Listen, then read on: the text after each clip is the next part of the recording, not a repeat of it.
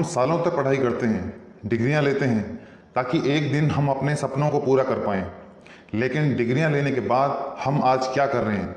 हम अपने अमूल्य समय को कुछ चंद पैसों के लिए दूसरों को बेचकर उन्हें अमीर बना रहे हैं। क्या 9 से 5 की इस दिनचर्या में हम अपने सपनों को पूरा कर पाते हैं? अपने आप से पूछिए, शायद आपको जवाब मिल जाएगा। दोस्तों, यदि आप भी सोचते हैं कि आपकी जॉब आपके सपनों को पूरा नहीं कर पा रही है और यदि आप भी वो रास्ता जानना चाहते हैं जो आपको आपके सपनों तक ले जाए, तो बर्क हेजेस द्वारा लिखी गई book who stole the American dream आपके लिए ही लिखी गई है। चोर चोर पकड़ो पकड़ो। ऑथर बर्क हेजेस जैसे ही अपने घर में घुसे, उन्होंने अपने ताले को खोलने की जैसे ही कोशिश की तो उन्हें एक ऐसा एहसास हुआ मानो कोई बहुत बड़ी अनहोनी उनका इंतजार कर रही थी। जैसे ही वे अंदर पहुंचे, उनके पैरों तले से जमीन खिसक गई। वे बहुत घबरा गए और जोर से चिल्लाने लगे, चोर चोर पकड़ो पकड़ो। उनके घर का सारा सामान गायब था। वे अंदर से बहुत डर गए और इस घटना को वे सारी जिंदगी नहीं भुला पाए। ऐसी स्थिति में उनका दिमाग बिल्कुल भी काम नहीं कर रहा था। दोस्तों, यदि किसी के घर में उसके सारे सामान की चोरी हो जाए तो उसकी हालत क्या होगी, ये आप अच्छी तरह समझ सकते हैं। लेकिन जरा सोच कर देखिए कि यदि किसी का सपना ही चोरी हो जाए तो क्या होगा। अब आप कहेंगे कि आप ये क्या कह रहे हैं। जी हाँ दोस्तों, आज हमारा सपना कहीं चोरी हो गया है। कोई है जिसने हमारे सपनों को चुरा लिया है। कुछ लोगों ने आज हमारे सपने, हमारे भविष्य को अंधकार में धकेल दिया है और हमारा सपना हमेशा की तरह आज भी एक सपना ही है। ये केवल इसलिए हुआ है क्योंकि इसको पाने का जो रास्ता हमें बताया गया है वो आज पूरी तरह से फेल है। क्या केवल डिग्री हासिल करना हमारा सपना है? आपके आसपास ऐसे कितने लोग हैं जो अपनी पढ़ाई करने के बाद अपने मनपसंद क्षेत्र में काम कर रहे हैं? कितने ऐसे लोग हैं जो पिछले 5 या 10 सालों से एक ही क्षेत्र में काम कर रहे हैं? शायद कोई भी नहीं, या फिर बहुत ही कम। क्या हमारी नौकरी हमें हमारी काबिलियत के बराबर भुगतान कर रही है? नौकरी करते हुए क्या हम फाइनेंशियली फ्री और आत्मनिर्भर हो पाएंगे? आखिर कब तक हम अपना टाइम बेचकर दूसरों को अमीर बनाते रहेंगे और खुद पिसते रहेंगे? आपको ये जानकर हैरानी होगी कि एक रिसर्च के अनुसार लोगों को दिल के दौरे पहली बार अधिकतर मंडे 8 बजे से लेकर 10 बजे के बीच ही पड़ते हैं। इसका मतलब है कि वीकेंड के बाद लोग वापस काम पर जाने का प्रेशर फील करते हैं। जॉब में सिक्योरिटी की बात तो अब हम भूल ही जाएं, क्योंकि बड़ी बड़ी अंतर्राष्ट्रीय कंपनियां अपने कर्मचारियों की छटनी कर रही हैं। यदि आप अपना बिजनेस सेटअप करने की सोच रहे हैं तो 90% स्मॉल इंडस्ट्रीज 1 साल से पहले ही बंद हो जाती हैं और बाकी बचे हुए में से 80% अगले 5 सालों में भी बंद हो जाते हैं और बाकी के 80% अपना 1 दशक भी पूरा नहीं कर पाते हैं। मतलब यहाँ शुरू करते समय आपकी सक्सेस के चांसेस 1% से भी कम होते हैं। मतलब ट्रेडिशनल बिजनेस के द्वारा भी अपने सपनों को पूरा करना आज संभव नहीं लगता है। तो फिर आज कौन सा ऐसा बिजनेस है जो हमें हमारे सपनों तक पहुंचा सकता है? दोस्तों, आज हम ऐसे युग में जी रहे हैं जहां हर काम को करने के बेहतर और नए रास्ते खुल रहे हैं। इसका अंदाजा आप इस बात से लगा सकते हैं कि पहले जहां किसी विचार को फलने फूलने और पनपने के लिए 50 साल लगते थे, आज वह 5 साल से में ही संभव हो जाता है। एग्जाम्पल, रेडियो को 5 करोड़ श्रोताओं तक पहुंचने में 38 ईयर्स का लंबा टाइम लगा, जबकि टीवी मात्र 13 ईयर्स में ही ये मुकाम हासिल करने में सफल रहा और इंटरनेट ने तो इसे हासिल करने के लिए सिर्फ 4 साल का ही समय लिया। ऑथर कहते हैं कि समय तेजी से बदल रहा है और साथ ही बदल रहे हैं बिजनेस के प्रकार, बिजनेस की टेक्निक्स, बिजनेस के मॉडल और बिजनेस करने के तौर तरीके, जिससे बदलाव के इस दौर में नई चुनौतियों, नई टेक्नोलॉजी में ट्रेडिशनल बिजनेस अपने आप को ढाल नहीं पा रहे हैं। और ऐसा न करने के कारण अनेक ऐसी कंपनियां जो किसी जमाने में मार्केट में राज करती थी, आज मार्केट से पूरी तरह बाहर हो चुकी हैं। जैसे यदि 1980 से पहले यदि कोई आदमी वीडियो कैसेट रिकॉर्डर कंपनी का मालिक होता तो उस समय का वो सबसे रिचेस्ट पर्सन होता, लेकिन आज वो बिजनेस से पूरी तरह बाहर है। दोस्तों, आज भी विश्व के किसी न किसी कोने में कोई न कोई तकनीक अपने चलन से बाहर होने के कगार पर अवश्य होगी। समय तेजी से बदल रहा है। यदि आप बदलाव की इस आहट को आज नहीं देख पाए तो ये तय है कि भविष्य में आप मीलों पीछे छूटने वाले हो, जहां आप इससे कदम से कदम नहीं मिला पाओगे। जो इंडस्ट्रीज बंद हो गई हैं, क्या आपको लगता है कि वो कभी फिर से शुरू हो पाएंगी? नौकरियां धीरे धीरे समाप्त होती जा रही हैं। हर साल हजारों लाखों कर्मचारियों की छटनी बड़ी बड़ी कंपनियों में देखने को मिलती है। आपको क्या लगता है ये सब आगे चलकर खत्म हो जाएगा? जी नहीं, आगे और भी कर्मचारी अपनी नौकरी को गंवाएंगे। आज कंपनियां परमानेंट स्टाफ न रखकर अपना मैक्सिमम काम आउटसोर्स कर रही हैं ताकि उनके टॉप लेवल पर बैठे लोग हमेशा पैसे बनाते रहें, जिससे अमीर और अमीर हो रहा है और गरीब वहीं का वहीं है। ऑथर कहते हैं तो फिर इसका जवाब क्या है? आखिर क्या है जो हमें हमारा भविष्य सुरक्षित करने के लिए हेल्प करेगा? क्या ऐसा कुछ है जिससे हम अपने सपने को साकार कर सकते हैं? जी हाँ, इसका एक ही जवाब है, नेटवर्क मार्केटिंग, जिसे आप MLM या मल्टी लेवल मार्केटिंग के नाम से भी जानते हैं। नेटवर्क मार्केटिंग वो बिजनेस मॉडल है जो आपको खुद का बॉस बनाएगा। ये वो भविष्य है जो आपके सपनों को पूरा करने में आपकी हेल्प करेगा। आने वाले टाइम में या तो आप इसे कर रहे होंगे या लोगों को इसे करते हुए देख रहे होंगे या फिर ये सोचकर पछता रहे होंगे कि मैंने इसे उस समय स्टार्ट क्यों नहीं किया। ऑथर कहते हैं कि मेरा सपना भी चुरा लिया गया था, मेरी जेब खाली थी, मैं डरा हुआ था और अंदर से टूटा हुआ था। मेरे बिलों का भुगतान नहीं हो पा रहा था और न कोई छुट्टी थी, न कोई इंटरटेनमेंट था, बस दिखाई दे रहा था तो बस एक अंधकार में भविष्य, क्रोध से भरा हुआ, लाचार और मजबूर। उसी दौरान मुझे MLM के बारे में पता चला, लेकिन जैसे कि सभी लोग MLM को शक की निगाह से देखते हैं, ठीक उसी तरह मैंने भी इसे शक की दृष्टि से देखा। मुझे ये सब एक झूठ लगता था। मुझे लगता था कि ये भी पिरामिड की तरह एक घोटाला है। फिर मैंने सोचा कि इसमें मेरा इन्वेस्टमेंट कुछ भी नहीं है, क्यों ना एक बार ट्राई करके देखा जाए। मैंने इसे बारीकी से समझना और सीखना शुरू किया। उसके बाद मैंने सीखा कि नेटवर्क मार्केटिंग ये वो चीज़ है जो मुझे मेरे सपनों तक पहुंचा सकती है। मैंने देखा कि ये एक बहुत ही सिंपल बिजनेस है जिसमें बहुत ही कम इन्वेस्टमेंट की ज़रूरत पड़ती है और इसमें लोग मेरी मदद के लिए भी तैयार थे। मैं इसके द्वारा अपना जीवन तो बदल ही सकता था, अपने साथ लाखों लोगों के जीवन में एक पॉजिटिव चेंज भी ला सकता था। सच तो ये है कि नेटवर्क मार्केटिंग ही हम सभी का फ्यूचर है, जो हमें आर्थिक आज़ादी और आत्मनिर्भर बनाने की क्षमता रखता है। हमारे सपने, यदि लोगों से पूछा जाए कि आपका सपना क्या है, तो आपको अलग अलग जवाब मिलेंगे। हम में से मैक्सिमम लोग लाइफ में फ्रीडम और सिक्योरिटी चाहते हैं। हम सभी एक खुशहाल जिंदगी का सपना देखते हैं जिसमें अच्छा स्वास्थ्य और अच्छी जीवन शैली शामिल है।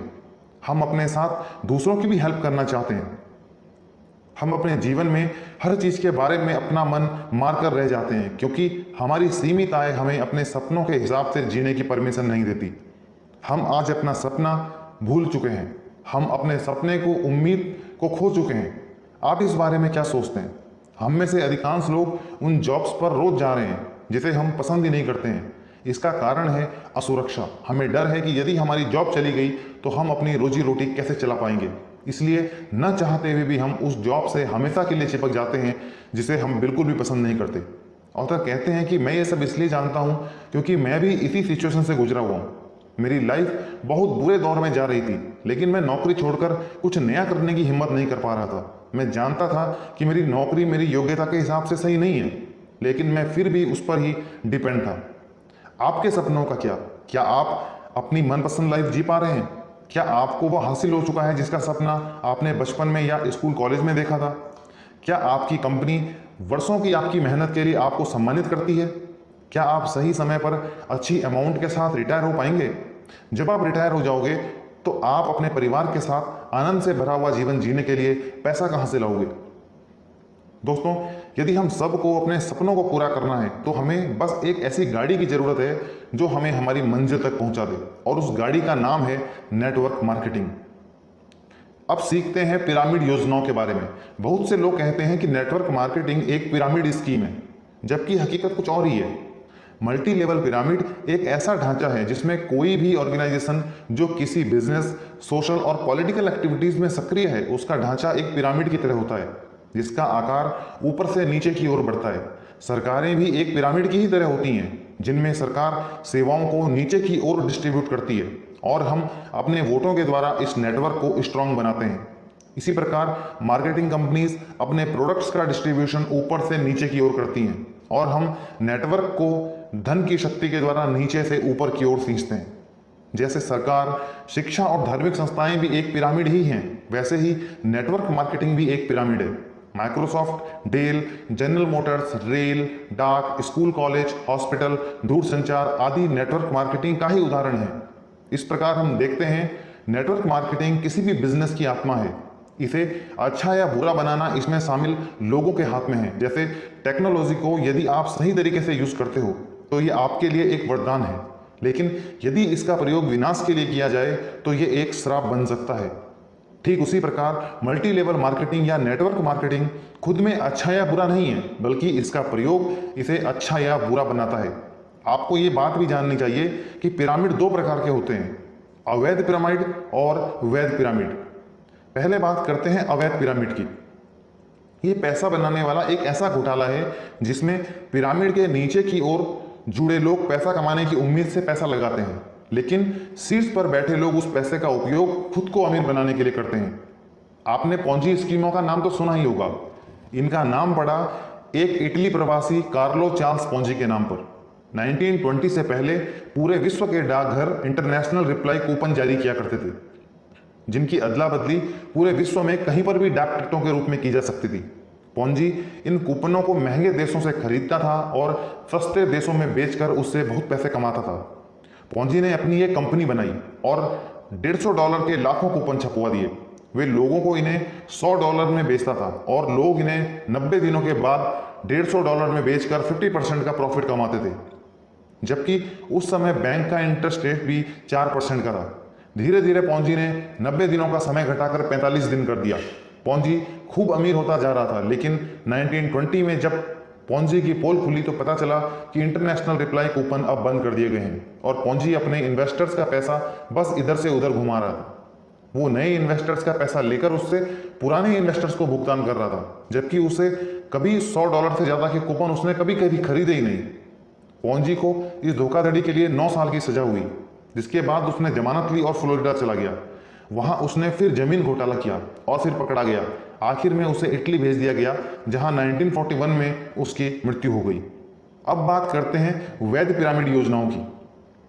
ऑथर कहते हैं कि जो काम अवैध पिरामिड योजनाओं में कोई व्यक्ति करता है, वही काम लगभग वैध पिरामिड योजना में सरकारें करती हैं। सरकार की ऐसी कितनी ही योजनाएं हैं जो पिरामिड की तरह काम करती हैं, जैसे सामाजिक सुरक्षा योजना। सामाजिक सुरक्षा योजना भी एक विशाल पिरामिड योजना है, जिसमें आप इस उम्मीद के साथ आज अपना कंट्रीब्यूशन दे रहे हो ताकि रिटायर होने के बाद वे आपको आपके मरने तक सामाजिक सुरक्षा का लाभ दे सकें। अब ये भी एक सवाल है कि आखिर जो पैसा हम सामाजिक सुरक्षा या मेडिकल सर्विसेज टैक्स के रूप में गवर्नमेंट को दे रहे हैं, तो वो कहाँ जाता है? ये पैसा उन्हें दे दिया जाता है जो आज सामाजिक सुरक्षा पाने के हकदार हैं, रिटायर, शारीरिक रूप से अपंग हैं। इसके बाद जो भी पैसा बचता है वो आम बजट में चला जाता है। दूसरे शब्दों में कहा जाए तो सरकार नए इन्वेस्टर से पैसा लेती है और पुराने इन्वेस्टर्स को लौटाती है। इस प्रकार ये एक वैध पिरामिड है जहां सरकार की इसमें भागीदारी है। सारी पिरामिड योजनाओं से एक ही निष्कर्ष निकलता है कि शीर्ष पर बैठे लोग और अमीर होते जाते हैं और नीचे वाले लोग अपने पैसों को खोते चले जाते हैं। आज एजुकेशन फीस और मेडिकल फैसिलिटीज आम आदमी की पहुंच से बहुत दूर होती चली जा रही हैं, लेकिन जरा सोचिए कि आखिर इतनी महंगी सेवाओं में से ये पैसा कहाँ जा रहा है? जवाब है सिर्फ कुछ अमीरों की जेब में। दोस्तों, इस प्रकार इस वीडियो में हमने सीखा कि कैसे ट्रेडिशनल बिजनेस और नौकरी आज हमारे सपनों को पूरा करने में लगभग नाकाम रहे हैं। हमारी डिग्रियां हमें आर्थिक रूप से आज़ादी दिलाने में विफल साबित हो रही हैं। ऐसे में ज़रूरत है हमें एक ऐसी व्यवस्था ढूंढने की जो हमें हमारे सपनों तक पहुंचा सके। ऑथर कहते हैं कि अधिकांश युवा इस भ्रम में जीते हैं कि स्कूल कॉलेज से निकलते ही उनको एक अच्छी सी नौकरी मिल जाएगी जिससे वे अपने सपनों को पूरा करेंगे। लेकिन आप बताइए, क्या ऐसा संभव है? ऑथर यहाँ एक कहानी बताते हैं।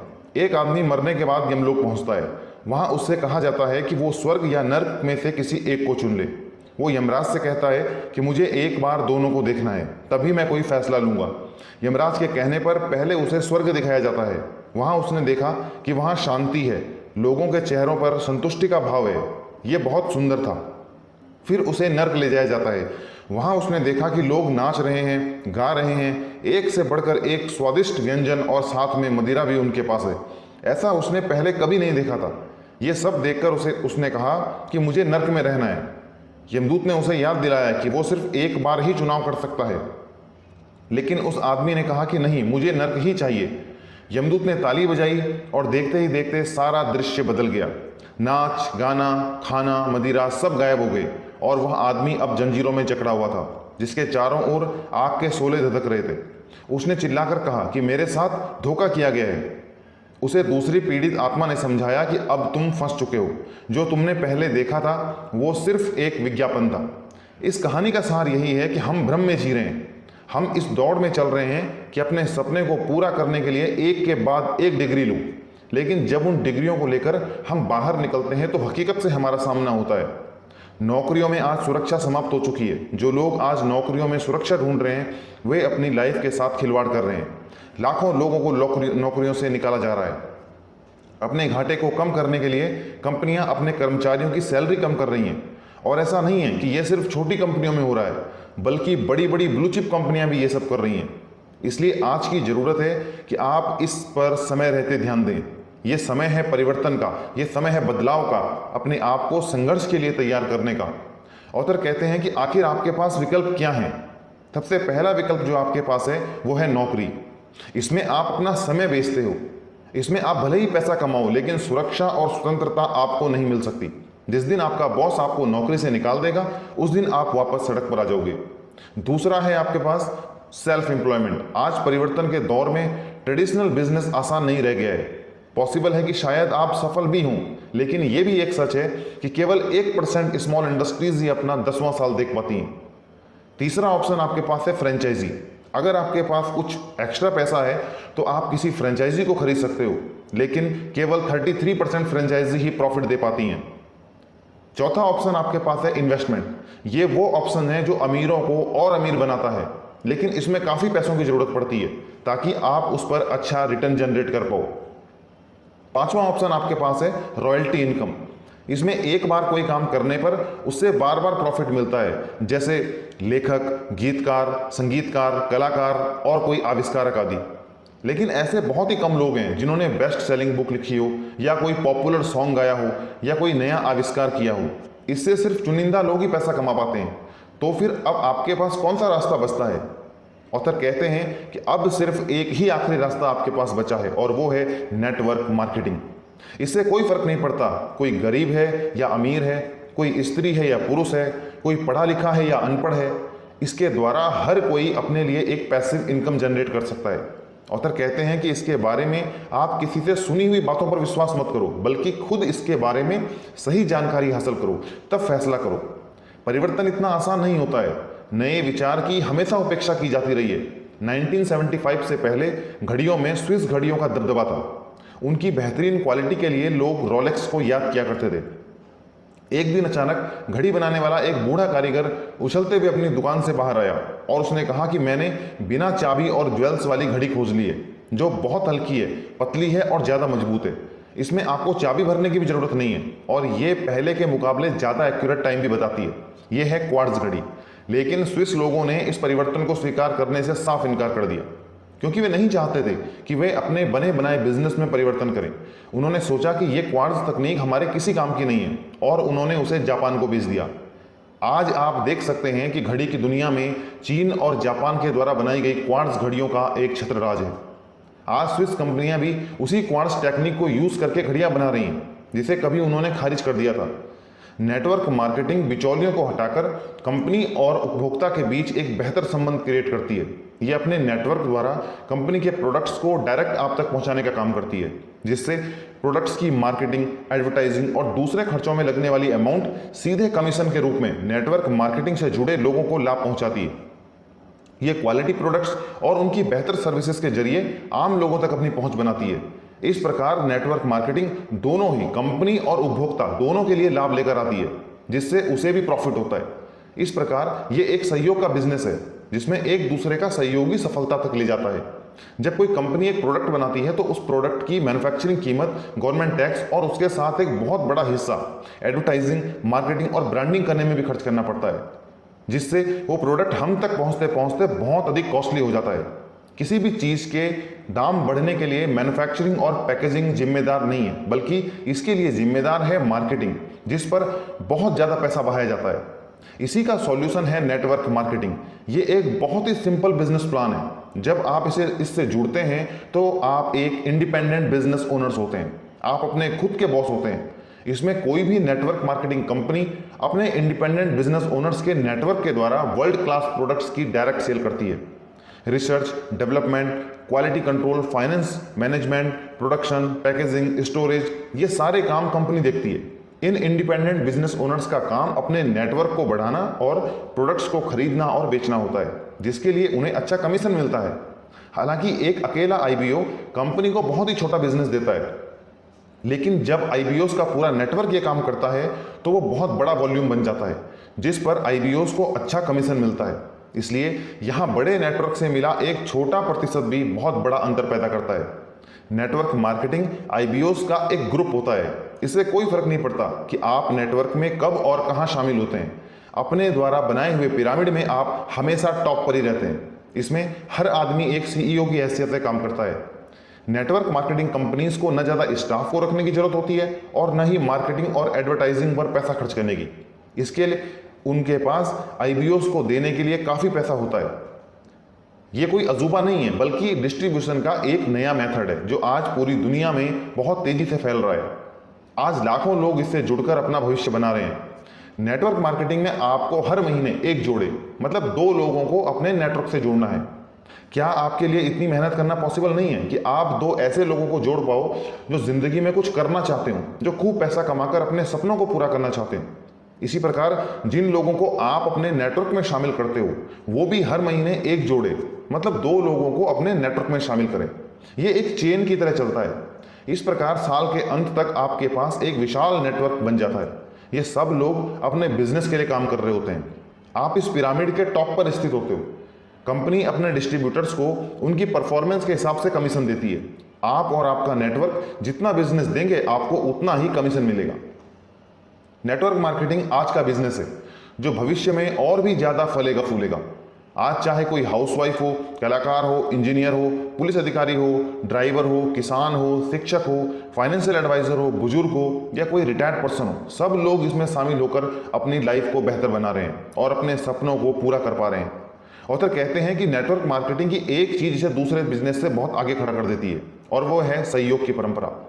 ट्रेडिशनल बिजनेस में लोग एक दूसरे के कॉम्पिटिटर बनकर बिजनेस करते हैं, जबकि नेटवर्क मार्केटिंग में आप दूसरों के सहयोग के बिना आगे नहीं बढ़ सकते। इसमें दूसरों की तरक्की के साथ ही आपकी तरक्की भी जुड़ी होती है। इस प्रकार जब दूसरे अच्छा काम करते हैं तो आपकी तरक्की होती है और जब आप अच्छा काम करते हो तो किसी और की तरक्की होती है। ये चेन इसमें लगातार काम करती रहती है। ऑथर यहाँ एक बहुत ही खूबसूरत कहानी बताते हैं। एक महिला मरने के बाद संत पीटर के पास पहुंचती है। उसने उनसे पूछा कि स्वर्ग और नर्क में क्या अंतर है। पीटर उसे पहले नर्क में लेकर गए। वहां उस महिला ने देखा कि वहां तरह तरह के स्वादिष्ट व्यंजनों से टेबल सजी हुई है, लेकिन उसने देखा कि मेज के चारों ओर बैठे लोग आपस में लड़ रहे थे। वे एक दूसरे के कपड़े फाड़ रहे थे, एक दूसरे को नोच रहे थे। इसका कारण था उनके पास 3 फीट लंबी चम्मचें और कांटे थे। उसके बाद उस महिला को स्वर्ग ले जाया गया। वहां भी वैसे ही स्वादिष्ट व्यंजन टेबल पर सजे हुए थे। उनके पास भी वैसे ही 3 फीट लंबे चम्मच और कांटे थे, लेकिन वे लोग बहुत खुश थे। इसका कारण यह था कि वे एक दूसरे को उन 3 फीट लंबी चम्मचों से खाना खिला रहे थे। यदि आप सुनने के लिए और सीखने के लिए तैयार हैं तो नेटवर्क मार्केटिंग में आपके लिए अनंत संभावनाएं हैं। यहां यह बात गौर करने वाली है कि जहां ट्रेडिशनल बिजनेस में लोग एक दूसरे से कंपटीशन करके सक्सेस हासिल करते हैं, वहीं नेटवर्क मार्केटिंग सहयोग पर आधारित है। आप यहां एक दूसरे के सहयोग के बिना सक्सेस हासिल नहीं कर सकते। आखिर क्यों लोग आज नेटवर्क मार्केटिंग में शामिल हो रहे हैं? क्योंकि वो अब किसी और की नौकरी नहीं बल्कि अपने खुद के बॉस बनना चाहते हैं, क्योंकि वे अपनी लाइफ में अब सक्सेस पाना चाहते हैं, क्योंकि वे अपने सपनों को पूरा करना चाहते हैं, क्योंकि वे फाइनेंशियली फ्रीडम हासिल करना चाहते हैं। दोस्तों, समय के साथ साथ बदलाव आवश्यक है। इस बदलाव से कोई भी अछूता नहीं रह सकता है। यदि आप भी अपने सपनों को जीना चाहते हैं, अपनी जिंदगी में फाइनेंशियली फ्री होना चाहते हैं और अपना बॉस खुद बनना चाहते हैं, तो नेटवर्क मार्केटिंग ये वो